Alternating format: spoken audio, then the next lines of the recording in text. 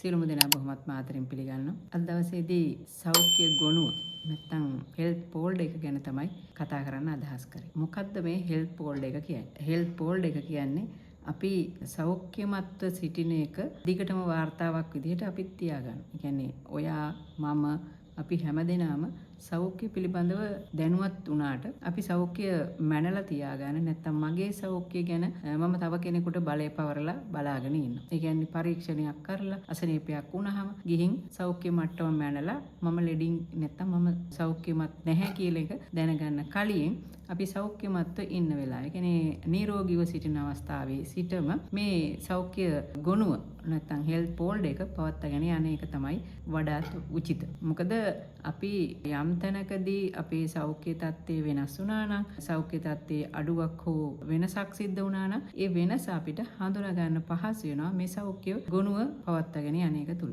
උදාහරණයක් විදිහට ගර්භණී මවකට ෆයිල් එකක් නැත්නම් අපි කාඩ් එකක් දෙනවා කියලා කියනවා. මේක තුල සටහන් වෙලා තියෙනවා භ්‍රූණයාගේ නැත්නම් කලලේ බබාගේ තොරතුරු සියල්ලත් එක්ක මාවගේ රුධිර ගණය මොකද්ද, මාවගේ රුධිර පීඩනය කොහොමද, ග්ලූකෝස් මට්ටම මොනවද, මේ සියලු දේවල් මූලික අවස්ථාවේ සිටම සටහන් වෙලා තියෙනවා. ඊට පස්සේදී බබා ලැබුණම බබාගේ සෞඛ්‍ය තොරතුරුත් මේක ඇතුලේ සටහන් කරලා තියෙනවා. ඒකට අපිට පුළුවන් මේක ෆෝල්ඩරයක් විදිහට නැත්නම් සෞඛ්‍ය ගොනුව විදිහට අම්මාගේ වගේම බබාගේ සෞඛ්‍ය ගොනුව මුල සිටම ගෙන යන්න. එතකොට බබා මාසික වර්ධන සටහන් පතත් එක්ක එකතු වෙලා මාසෙන් මාසෙට බර කිරනවා මුල් කාලෙදී. ඊට පස්සේ මාස 2කින් 3කින් මේ විදිහට යන දිනවලදී බබාගේ සෞඛ්‍ය වර්ධනය වෙන්නේ කියන එක සටහන් කරගෙන යනවා. මේ සටහන නිවැරදිව සටහන් කරගන්නවා වගේම මතක ඇතුව ඒ අදාළ දිනවලදී මැන බලලා සටහන් කරගෙන ඊට පස්සේ මේක ගොනුවක් විදිහට Taman ළඟ තියාගන්න. ඒතකොට දැන්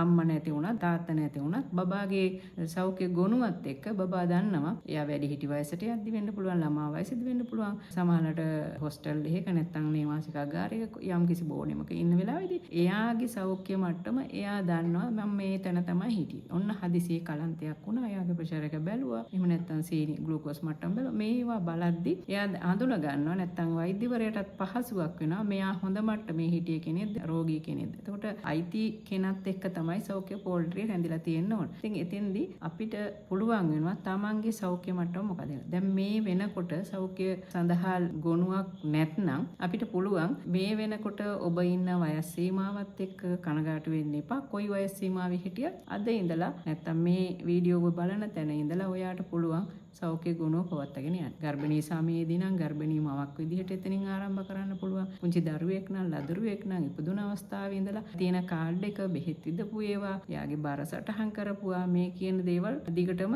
එකින් එක අවශ්‍යතාවය මත දිගටම පවත්වාගෙන යන්න පුළුවන්. ඊළඟට වැඩිහිටි නැත්නම් යෝන් වී කෙනෙක් නම් අපිට පුළුවන් මාසිකව බර කියලා තමන්ගේ බර ප්‍රමාණවත් විදිහට තියෙනවද නැත්නම් අඩුයිද, අපි වැඩි කරගන්න ඕනද, මේව සටහන් කරගන්නවා වගේම අවශ්‍ය සෞඛ්‍ය දැනුම ලබා ගන්න දැන් ඕනතරම් අවස්ථා තියෙනවා. ඉතින් මේ අවස්ථාව මගහැර ගන්න එපා. ඔයා අසනීපයකට ගොදුරු වෙන්න යම් කිසි අවදානමක් තියෙනවද කියන එක මේ ලස්සන දැනගන්න පුළුවන් මේ සෞඛ්‍ය පෝල්ඩරේ තමන් ළඟ තියාගන්න එකෙන් සහ මේවා පවත්වාගෙන යන එක. ඉතින් මේ කටයුත්ත දිගින් දිගටම කරන හැම කෙනෙකුටම අපි හිතමු දැන් ඉන්නේ වයස 35 මට්ටමේ කියලා. ඔයා සුවනාරි සායනයට යනවා, නැත්නම් සුවදිවි සායනයට යනවා. මේ වගේ දී කරන්නේත් මේ සෞඛ්‍ය මට්ටම් මොනවද කොහොමද කියන එක තමයි බලන්නේ. එතකොට ඒතෙන්දි සමහර වෙලාවට වකුගඩු රෝග සඳහා පරීක්ෂාව කරනවා, ඊළඟට දියවැඩියාව සඳහා නැත්නම් ග්ලූකෝස් කොහොමද කියන එක බලනවා, ප්‍රෙෂර් එක ඔයාගේ කොහොමද කියලා බලනවා. ඉතින් මේ හැම එකක්ම සටහන් වුණාම ඔයාගේ ප්‍රෙෂර් එක වැඩි වුණේ කවද්ද, වැඩි වුණා නම් අඩු වුණේ කොයි මාසේ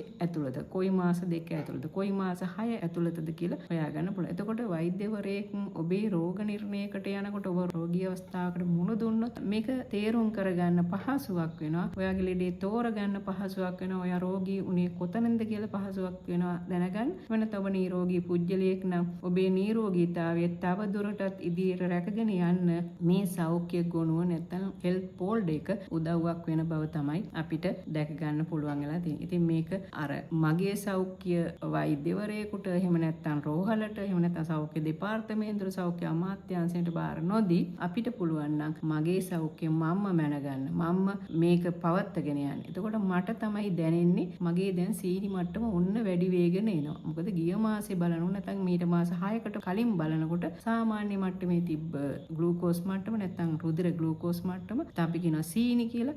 එතකොට මේ රුධිරයේ තියෙන සීනි ප්‍රමාණය මේ මාස 6 ගියාට පස්සේ නැත්නම් මේ මාස 3න් පස්සේ මම කලින් බලපු එක වගේ නෙමෙයි මේ සැරේ වැඩි වෙලා තියෙනවා. සමහරවිට අපි බලන්නේ විවිධ පරීක්ෂණ තියෙනවා රුධිරයේ ග්ලූකෝස් මට්ටම. දැන් ඒ කොයි පරීක්ෂණය කරත් මේකේ වෙනස්කමක් තියෙනවා නම් ඔයාට බලා ගන්න පුළුවන්. ඒකට කොලෙස්ටරෝල්ද තව නොයෙකුත් පරීක්ෂණ තියෙන මේ වගේ වෙනස්කම් අපිට හොයාගන්න පුළුවන්. ඉතින් මම අද දවසේදී කතා කරන්න හිතුවේ හෙල්ත් ෆෝල්ඩර් එක නැත්නම් සෞඛ්‍ය ගොනුවක තියෙන වටිනාකම සහ මේක පවත්වාගෙන යනවා නම් ඔයාට පුළුවන් අද සිටම උනත් පවත්වාගෙන යන්න. උස බර ඊළඟට අපේ තියෙන අර මූලික දේවල් ටික රුධිර ග්ලූකෝස් මට්ටම මූත්‍රා පරීක්ෂණය ඊළඟට වක්ගඩු වලට අපි ක්‍රියටිනයින් වගේ දෙයක් බලනවා නම් එහෙම ඒව කරන එක. දැන් මේක විශ්වවිද්‍යාලයට යන දරුවෙක්ගේ අලුතෙන්ම රැකියාවකට යන කෙනෙක්ගේ මෙඩිකල් කරනවා කියලා නැත්නම් වෛද්‍ය පරීක්ෂණයකට භාජනය කරන මේ වෛද්‍ය පරීක්ෂණයේදී ආරම්භ කරපු සෞඛ්‍ය තත්ත්වයේ සටහන් කිරීම දිගටම කරගෙන යන්න පුළුවන්. ඉතින් ඒක ඇතුළේදී අපි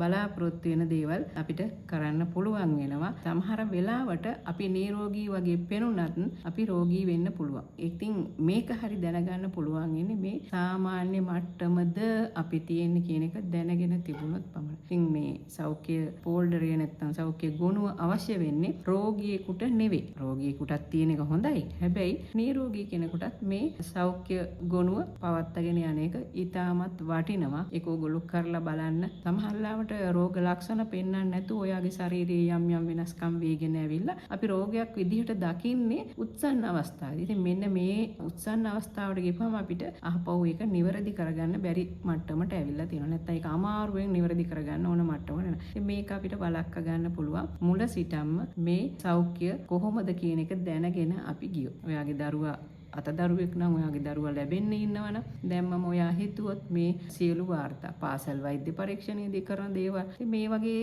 අපේ වෙනස්කමක් තියෙනවා නම් ඇස්වල කන්වල අපේ හෘදේ වස්තුවේ වකුගඩු වල මේ වෙනස කොහෙන්ද පටන් ගත්තේ කොයි කාලෙද? එතකොට ඒකට තව බලපාපු හේතු කාරණා මොනවද කියන එක අපිට සෞඛ්‍යාංශ වලින් තීරණය කරන්න කලින් මට මොකද්ද වෙනසක් වෙනවා. මට ඇඟට දැනුන්නේ නැති වුණාට රෝග ලක්ෂණ නැති වුණාට මගේ ශරීරයේ යම් වෙනසක් සිද්ධ වෙගෙන එනවා කියලා ඔයාට තීරණයක් කරලා ඉන් අනතුරුව වෛද්‍යවරයෙක් විශේෂඥ වෛද්‍යවරයෙක් මුණ ගැහෙන්න යන අවස්ථාව හම්බ. ඉතින් මම අද දවසේදී කතා කරේ ඔයා සෞඛ්‍යමත් ඉන්න නම් සෞඛ්‍ය ගොනුවක් පවත්වාගෙන යන්න අවශ්‍යයි කියන කාරණේ මතු කරලා දක්වන්න. ඉතින් අද දවසේදී සුවපේමා YouTube channel එක හරහා මේ දාපු වීඩියෝ එක ඔයාට හොඳයි කියලා හිතෙනවා නම් ඔයා like එකක් දාන්න. මේකේ මොන හරි අඩුපාඩුවක් තව කතා කරන්න ඕන දෙයක් තියෙනවා නම් කමෙන්ට් එකක් දාන්න. ඔයාට මේක වටිනවා කියලා හිතෙනවා නම් තව යාළුවොත් බලන්න ඕන කියලා හිතෙනවා නම් මේක ෂෙයා කරන්න. ඒ වගේම තාමත් ඔයා මාව subscribe කරලා නැත්නම් subscribe කරන්න. බොහොමත්ම ස්තුතියි.